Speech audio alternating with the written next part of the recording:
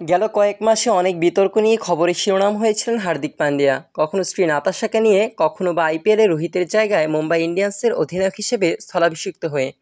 কিন্তু এবার সেই রোহিতকে জড়িয়ে ধরেই কাঁদলেন পান্ডিয়া। বিশ্বকাপ জয়ের পর আর আবেগ ধরে রাখতে পারেননি ভারতীয় এই ক্রিকেটার। বলেন অনেক না বলা কথাই। গুজরাট টাইটান্স ছেড়ে নাটকীয় এক পালাবদলে পুরনো দল মুম্বাই ইন্ডিয়ান্সে ফেরেন পান্ডিয়া।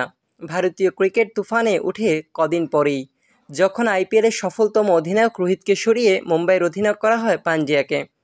মুম্বাই ইন্ডিয়ান্সের অনেক সমর্থক সেটা মেনে নিতে পারেননি ভারতীয় ক্রিকেটের অনেক সমর্থকও। কাঠগড়ায় তোলা হয় পান্ডিয়াকে। রীতিমতো খলনায়ক হয়ে ওঠেন এই অলরাউন্ডার। সংবাদ মাধ্যম, বিশেষজ্ঞ থেকে শুরু করে আমজনতা সবাই পান্ডিয়াকে ধুয়ে দিতে থাকেন দিনের পর দিন। নেতৃত্বকে ঘিরেই রোহিতের সঙ্গে তার চরম দ্বন্দ্বের খবরও বাজার পেয়ে যায়। এমন প্রবল চাপে তার ব্যক্তিগত পারফরম্যান্সও হারিয়ে যায়। এসবের সঙ্গে যোগ হয় তার দাম্পত্য জীবন ভেঙে যাওয়ার জোরালো গুঞ্জন। মুম্বাই ইন্ডিয়ান্স হারতে থাকে ম্যাচের পর ম্যাচ। সব মিলিয়ে পান্ডিয়ার জীবন হয়ে ওঠে দুর্বিষহ। গুঞ্জন শোনা যাচ্ছিল জাতীয় দল থেকে বাদ পড়ারও।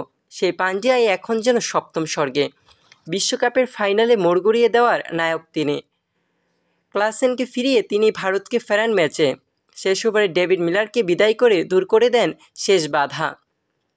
আইপিএলের সময় সামাজিক যোগাযোগ মাধ্যমে তুমুল ট্রল ও গালিগালাজের শিকার হওয়া এই ক্রিকেটার প্রবল সমালোচনায় হাবুডুবু খেতে থাকেন, কিন্তু হারিয়ে যাননি।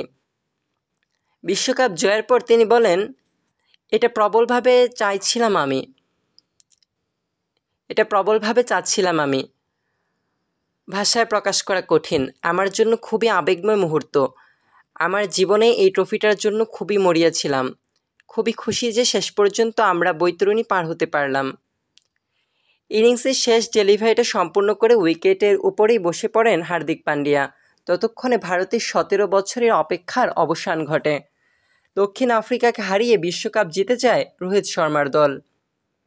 তার পরপরই রোহিত শর্মা আর হার্দিক পান্ডিয়ার মধ্যে একটা আবেগঘন মুহূর্ত দেখা যায় মাঠে, যে ভিডিওটি সামাজিক যোগাযোগ মাধ্যমে ভাইরাল হয়।